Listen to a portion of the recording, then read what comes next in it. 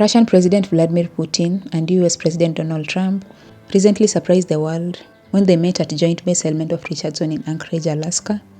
The two leaders shared a ride in the US presidential limousine, commonly known as the Beast or Cadillac One, for a brief one-on-one conversation on their way to the Peace Summit venue. Russian media had previously reported that Putin planned to travel around Alaska in his own Aurus Senate limousine, complete with Moscow license plates. In fact, the vehicle had already been delivered to the base ahead of his arrival. However, just minutes after Putin's Ilyushin Il-96-300 PU touched down, both leaders entered Cadillac One together. Analysts suggest the decision was driven by a combination of security, logistical, and symbolic considerations. Let's get straight into the main reasons Trump and Putin ended up sharing the Cadillac One. The first reason is security and protocol. Cadillac One is one of the most secure vehicles in the world, designed to protect the US president with advanced defense systems, bulletproof glass, and encrypted communications.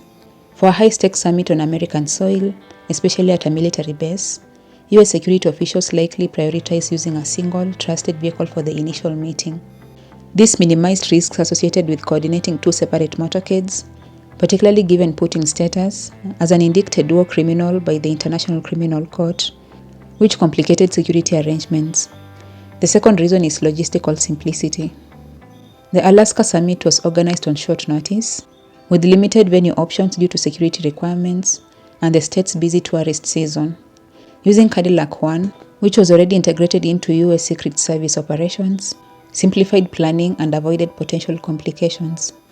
Putin's plane also had to navigate restricted US airspace, normally closed to Russian aircraft, but temporarily waived for this visit. Avoiding the use of the Aurus Senate removed additional scheduling and coordination challenges.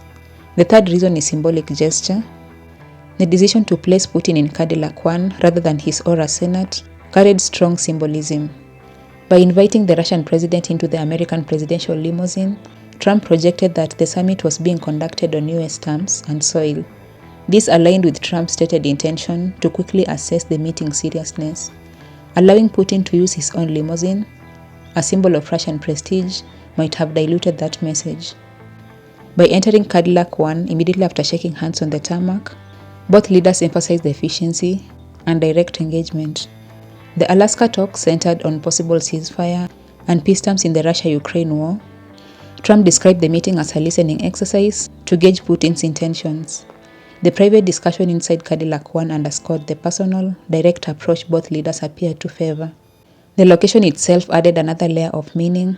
Alaska lies only 55 miles from Russia, across the Bering Strait, and was once Russian territory before being sold to the United States in 1867.